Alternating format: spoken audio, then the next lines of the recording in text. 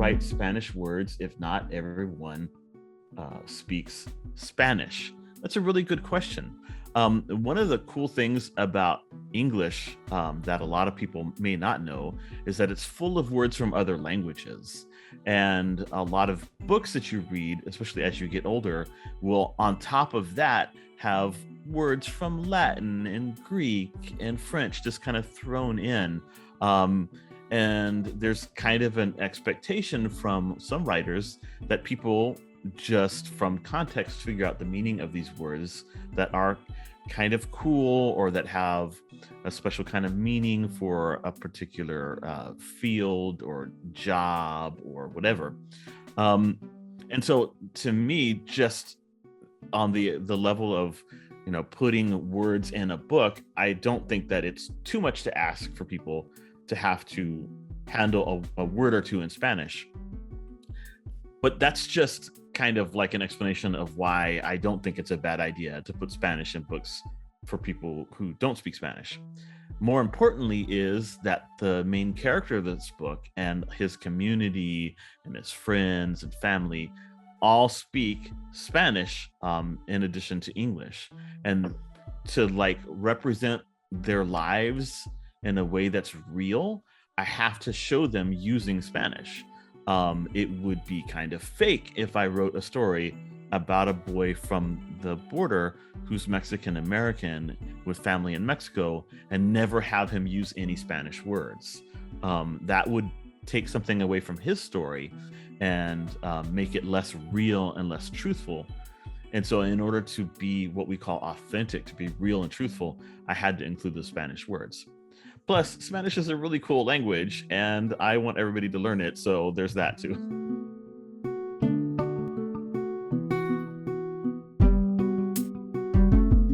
Why did you call the book My Two Border Towns? And that one comes from Gavin, and it's a very clever observation. Now you've read the book, and so you know the story, and you know that the whole story is happening in the border. Now, for instance, like David's family comes from the border, my family comes from the border as well. And in my particular case, it is the border of Tijuana and San Diego. So my family lives in Tijuana in the Mexican side, and we would often go to San Diego in the way that the boy here goes to Mexico. And for us, it was almost as if both of the cities, both Tijuana and San Diego, were actually our hometowns. The people in Tijuana supported the local baseball team in San Diego, and the people from San Diego would come by to the Mexican side to support the soccer team over there. So it's almost like this belonging to two towns at the same time when you're living in the border, just like you also have knowledge of two languages. So just like you know English and Spanish when you're living at the border, you also kind of have two hometowns, which is pretty cool when you think about it.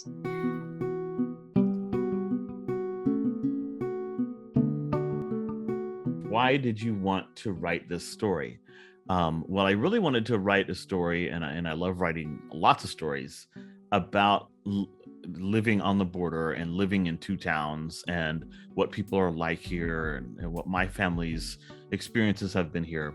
But this particular story I wanted to tell because my wife and I, when we would go across to Mexico to visit friends and family, had begun to notice more and more people living on the bridge. And we started talking to them and finding out the situation they were in. And so I wanted to write about them, but I wanted to do it through the perspective of people who live on the border, who see these asylum seekers, these refugees, and wish they could help them and do what they can for them. And then even though my kids are all grown up now, I tried to imagine what it would have been like for my son or my daughter when they were little to have interacted with these kids and that are on the bridge. And that's basically how the story came about.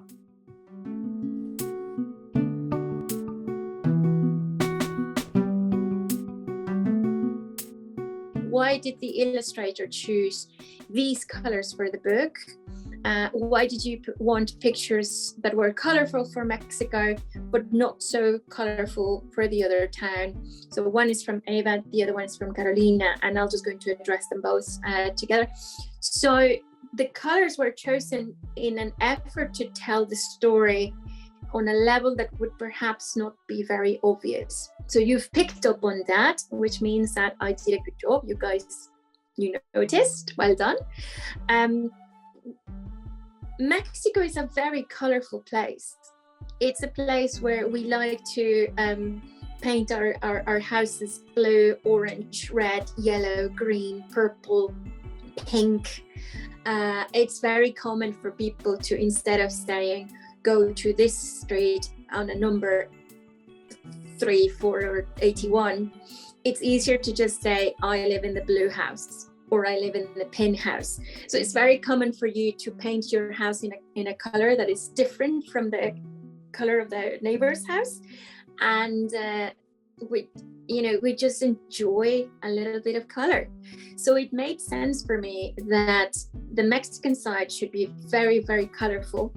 And then the US side, which I think embraced color back in the 50s, and it was a very sort of pastel tone, to have the US be a little bit more subdued, because let's face it, when you look around in the US, things tend to be a little bit more white, gray, beige. There's a little bit more subtlety when it comes to colors, whereas with Mexico we just go orange and yellow. So that was a way for me to make the two towns different, and also to show that the boy belongs in the two towns, because if you pay attention to his shirt, he's got the stripes. The yellow stripes are very, very bright yellow, but if you took away those stripes, the pink in his t-shirt is actually sort of a softer kind of pink, even though it looks very bright. If you took away the yellow, the brightness would quiet down. So it was a way to show him that he belongs in both places. Yeah, no, I love all that stuff with color, and both of us are from border towns. Erika from the California area, Southern California, Northern Baja California, and I'm from South Texas, Northern Mexico, Northern Tamaulipas. On the U.S. side, on the border, there's a little more color than you see in other places, but it is, like she said, more subdued, like a little more pastel. Which is just really fascinating. And so you can see there's like a continuity, but also like a difference, right? Like things are a little bit quieter and more muted in the US.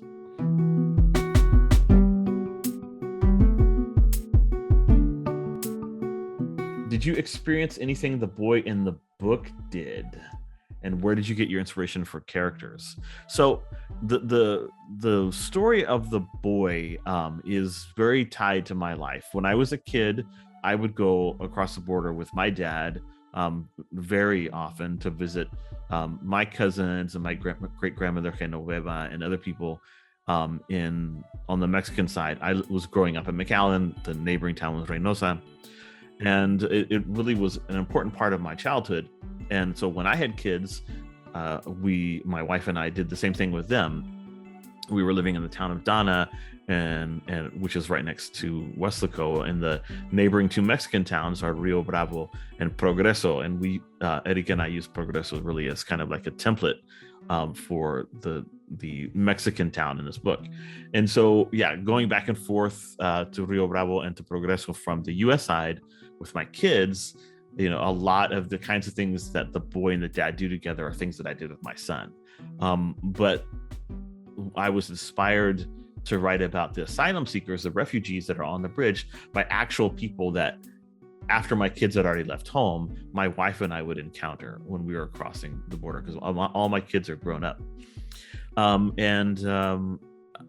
In meeting with them and befriending them and bringing them supplies they needed, I kept imagining what it would be like for my kids to be young still and to meet some of the children on that bridge. And I knew, because I know my kids really, really well, that they would have become their friends and would have shared things with them and brought them toys and games and so forth. And so all of that together kind of like inspired me to write the story that intersects, that connects with my own personal life very closely.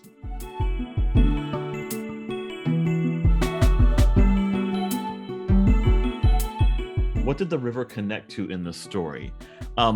So I'll talk about the river really quickly. So for some people who are not from this community, and maybe some people who are from the community, the river is a dividing line. It's a line that says north of this river is the US, south of this river is Mexico.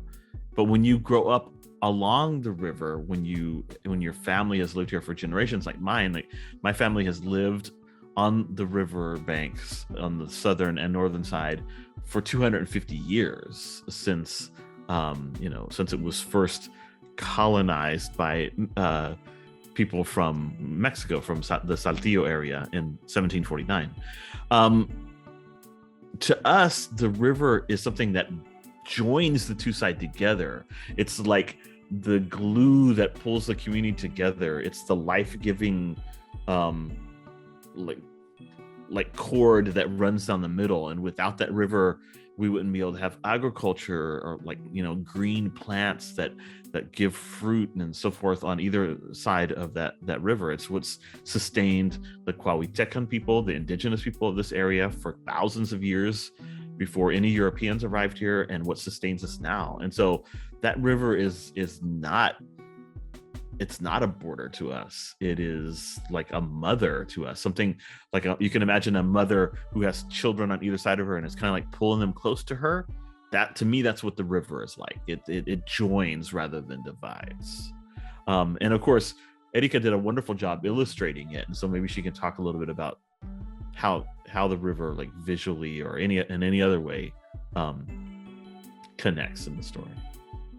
Well, I mean, by the way, that image that you just made up, that's beautiful.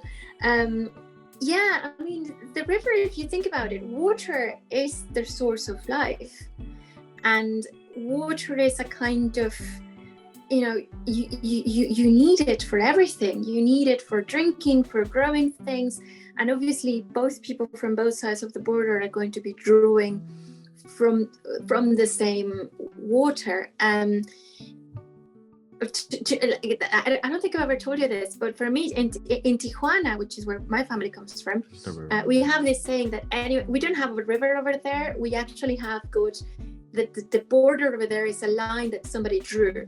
Like, it's actually like someone said, okay, up to here it's my house, and up to there, like, that's where your house starts. Somebody made it up. And we don't have water as a physical division, but we do have a dam where we store water, and the belief is that as soon as you've drank some water from that dam, then you're never leaving, and you're going to stay here forever. Like, as soon as you've drank from that water, which is obviously just make believe, but I find that very beautiful. And I thought, when I was working on this, the river gets mentioned in like very few places, but it's an important element of the landscape. And I thought, well, in a way, if everybody's drinking from this water, then this water has made both sides.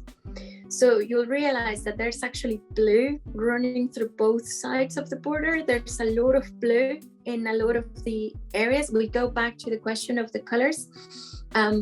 Blue for me was a very subtle way to signal that people came from both sides. And it's actually the reason why I decided to dress Dad all in blue. The jeans and his shirt, it's all different shades of blue. And it's kind of this, he's kind of like the river walking the kid across both sides of the banks.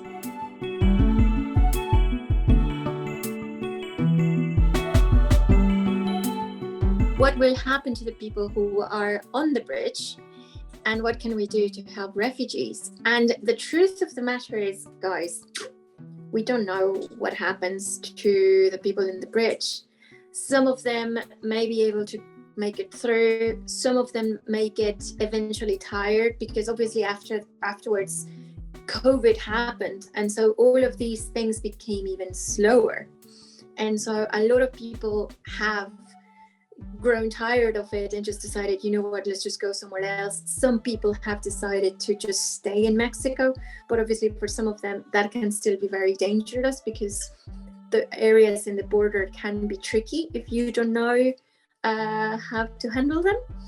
And some of them have decided to go back to their countries. The problem is that in their countries, they're also going to have the same problems that they fled from. So a lot of the times they find themselves kind of in a difficult position where they've already spent a lot of money to get there. They've already lost everything. They no longer have a house or belongings or any sort of help to rely on. But then they, imagine you pack for a trip and you think, well, it's going to take 3 months and I've got $100. So these $100 need to last for 3 months. But then once you get to that place, they actually tell you, yeah, you're going to have to wait a little bit to be able to go through. And it's just like, cool, but how long? And they don't tell you. So that goes on for so long that it's only natural that some people would grow desperate and start trying to find alternatives, especially when you've got little kids. Yep. So yeah, we don't know whether they're able to make it through or not. And I think that's also why the book has been left in the way that it's been left. We don't know if there's a happy ending or not at the end, but that's where we need to pressure the grown-ups to do something to help. Right. Because I mean, the truth is the boy and his father, there's only so much they can do. They're not the ones who make the decisions about the way asylum seekers, way refugees are handled. It's the government in Washington, D.C., right, that makes those decisions. And to some extent also the state government in Austin, Texas, in the case of this book.